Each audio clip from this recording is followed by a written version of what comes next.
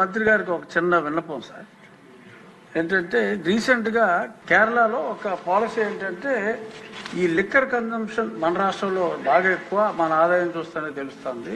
అన్ని plastic bottles వాడుతున్నారు.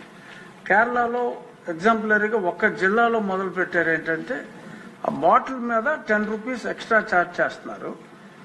Charge చేసిన తర్వాత ఖాళీ బాటిల్ ఇచ్చిన వెంటనే they have to repay the 10 rupees. దాన్ని రీసైకిల్కి వాడటానికి టీటీలో ఉంది. ఆయన అనేది ఈ బ్రాండీ బాటిల్స్ కూడా అప్లై చేయమని. బ్రాండీ బాటిల్స్ కి ప్లాస్టిక్ కన్జంప్షన్ ఎక్కువగా ఉంది. ఎక్కడ పడితే అక్కడ పడేస్తున్నారు కాబట్టి హ్యూజ్ కన్జంప్షన్ ఒక దగ్గర కలెక్ట్ అవుతుంది.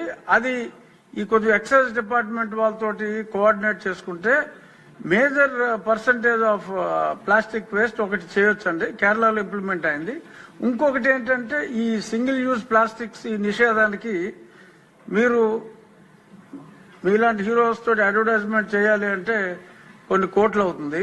మీరు సంబంధిత శాఖ మంత్రిగా ప్లాస్టిక్ ని నిషేధించండి అని మీరు జన సైనికులకి చెప్పారంటే ఎవరైనా ప్లాస్టిక్ వేస్తే పడేసుకుంటారు వాళ్ళు.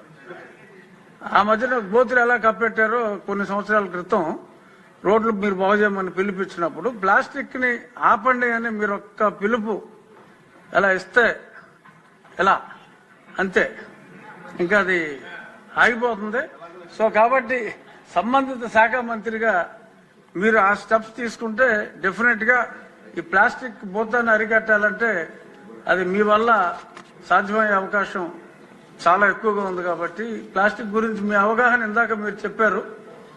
ఎక్స్ట్రాడినరీగా మొత్తం అంతా ఎక్స్ప్లెయిన్ చేయటం, తల్లి గర్భంలో కూడా ఈ పొల్యూటెంట్స్, మైక్రో పొల్యూటెంట్స్, ఇలాగే విలేజెస్ లో సిటీస్ లో కొంచెం డిజిటల్ బోర్డ్స్ ని ఎంకరేజ్ చేస్తే ఈ ఫ్లెక్సీలు మానేసి ఆ అడ్వర్టైజ్మెంట్ ఏదో డిజిటల్ బోర్డ్స్ లోనే ఇచ్చుకుంటారు. ఆ ఫంక్షన్లప్పుడు దానప్పుడు కొంచెం ఆ రకంగా డిజిటల్ బోర్డ్స్ ని ఎంకరేజ్ చేస్తే this might also come down quite a bit sir.